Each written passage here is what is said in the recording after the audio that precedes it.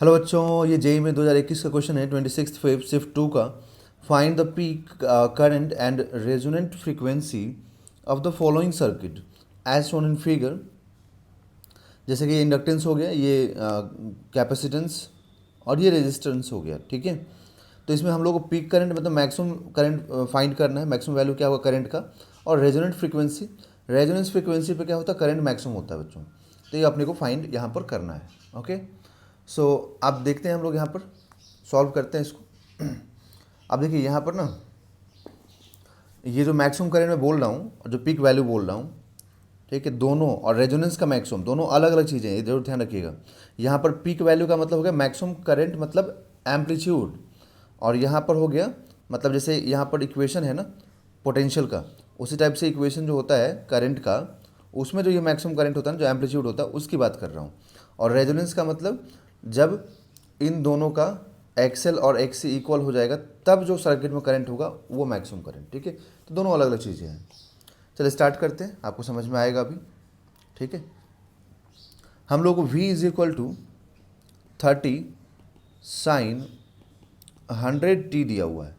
यहाँ से अगर आप कंपैरिजन करें तो V0 साइन ओमेगा टी होता है। ओके, तो V0 क्या मालूम होगा हम लोगों को, 30 वोल्ट। ठीक है, जबकि ओमेगा कितना हो जाएगा, 100 रेडियन पर सेकेंड। ठीक है, ये ओमेगा हो जाएगा। अब यहाँ पर अगर हम लोग एक्सेल देखें तो एक्सेल कितना होगा, तो XL will be equal to omega into L. ठीक है, तो 100 इंटू एल, एल का वैल्यू कितना है 100, ये ओमेगा दिया हुआ है, और 100 ये हो गया मिली। तो यहाँ से एक्सेल, एक्सेल कितना आ गया, क्योंकि देखिए ये एल सी आर सर्किट है ना, L C R series circuit है, तो यहाँ से एक्सेल आएगा 10 ओम। अब इसी टाइप से आपको एक्सी, एक्सी और एक्सेल क्या है एक्चुअली में, तो एक्सेल है कि मतलब जो इंडक्टेंस है ना एल, ये कितना रेजिस्टेंस ऑफर कर रहा है, जिसको हम लोग बोलते हैं यहाँ पर रिएक्टेंस, है ना, इंडक्टिव रिएक्टेंस। और इसको बोलते हैं कैपेसिटिव रिएक्टेंस, कि कैपेसिटर कितना यहाँ पर रेजिस्टेंस ऑफर कर रहा है। तो ओमेगा कितना दिया हुआ, 100, कैपेसिटेंस कितना दिया हुआ एक बार देख लें, तो 100 माइक्रोफेराड है, तो आप 100 लिखिए और ये माइक्रो कर दीजिए यहाँ पर। तो ये जो 10 टू द पावर 4 है ना, इसके साथ कैंसिल होगा, तो ये 10 टू द पावर 2 हो जाएगा अपॉन 1, क्योंकि यहाँ पर 10 टू द पावर -2 रिमेनिंग रहेगा ना, जो ऊपर जाकर क्या बनेगा 10 टू द पावर 2, तो ये आएगा 100 ओम। तो एक्सेल और एक्सी मालूम हो गया। रेजिस्टेंस यहाँ पर हमें दिया हुआ है बच्चों पहले से, रेजिस्टेंस कितना दिया हुआ है 120, तो रेजिस्टेंस अपने को मालूम है। अब अगर हमें सर्किट में मैक्सिमम करंट मतलब पीक वैल्यू चाहिए अगर, तो पीक वैल्यू मतलब एम्पलीट्यूड ऑफ करंट, तो एम्पलीट्यूड ऑफ करंट ही बोलना ठीक रहेगा बच्चों, क्योंकि मैक्सिमम से कन्फ्यूजन हो जाएगा बार बार। तो V0 बाई जेड। ठीक है, और यहाँ पर Z क्या है, इम्पीडेंस है, और इम्पीडेंस मालूम नहीं है हम लोगों को। तो सर्किट का इम्पीडेंस हमें अगर कैलकुलेट करना है तो उसके लिए फॉर्मूला क्या होता है, फॉर्मूला होता है √R² plus XL minus XC whole square. तो R का वैल्यू दिया हुआ है 120 है, तो आप यहाँ पर 120 रख दीजिए, तो 120 का स्क्वायर, और ये 100 माइनस 10 ये होल स्क्वायर। ठीक है, तो 120 का मतलब हो गया यहाँ पर कि 12 का स्क्वायरिंग करने पर 144 होता है ना। ठीक, तो 144, तो 144 और साथ में डबल ज़ीरो भी आएगा क्योंकि 120 है ये, और ये 90 आएगा, 100 माइनस 90, सॉरी 100 माइनस 10 90 हो जाएगा, तो 90 का स्क्वायरिंग कितना हो जाएगा 8100। ओके, तो अब इन दोनों को जब सॉल्व करेंगे अब, और जब स्क्वायर रूट से बाहर निकालेंगे, तो ये आएगा 153.3 अप्रॉक्स में, Z का वैल्यू आ जाएगा अप्रॉक्स में। तो जो करंट का एम्पलीट्यूड होगा, जो पीक वैल्यू होगा, वो तो V0 बाई Z फॉर्मूला है। तो V0 कितना है 30, क्योंकि V0 का वैल्यू यहाँ पर 30 दिया हुआ है अपने को, देखो यही तो V0 है ना, एम्पलीट्यूड है, तो 30 डिवाइड बाई जेड, जेड का वैल्यू कितना है 150, हम लोगों ने कितना फाइंड किया 153, नॉट 150, 153.3।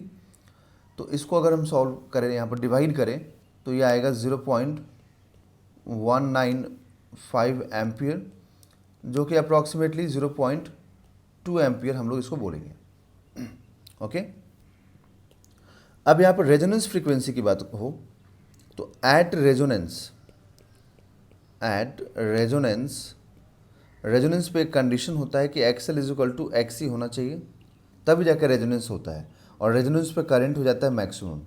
ठीक है, तो खैर अपने को रेजोनेंस पे करंट फाइंड नहीं करना है, तो ये omega into L is equal to 1/ωc, तो यहाँ से omega square is equal to क्या आएगा 1/LC, तो omega is equal to 1/√L into C, तो फ्रीक्वेंसी इज इक्वल टू कितना हो जाएगा, फ्रीक्वेंसी इज इक्वल टू 2π, क्योंकि omega is equal to 2π, omega को हम लोग क्या लिखेंगे 2π इंटू फ्रीक्वेंसी ना, तो √L इंटू सी। तो अब यहाँ से हम लोग 1/2π इंटू √L, तो L का वैल्यू कितना है ये लिख दें एक बार सारी वैल्यूज़ को, तभी सॉल्व करना ठीक रहेगा। तो L का वैल्यू कितना दिया हुआ बच्चों, यहाँ पर 100 मिली, ओके, तो 100 मिली हेनरी, और ये 100 माइक्रोफेराड, ओके, तो 100 माइक्रोफेराड 100 मिली हेनरी। अब इसमें देखिए ये 2 0 और ये 2 0, 4 0 हो गया ना, जो कि इससे कैंसिल हो जाएगा। ओके, तो यहाँ से 1/2π इंटू 10⁻³ और ये 10⁻²। ओके, तो यहाँ से आएगा क्या देखिए, तो यहाँ से आ जाएगा बच्चों ये √10⁵/2π।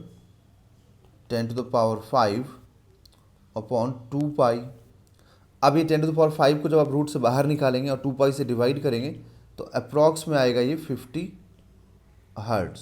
ठीक है, तो अप्रॉक्स में 50 हर्ट्ज़, तो कितना हुआ resonant frequency 50 hertz, current 0.2, that is option number 1 is a right answer.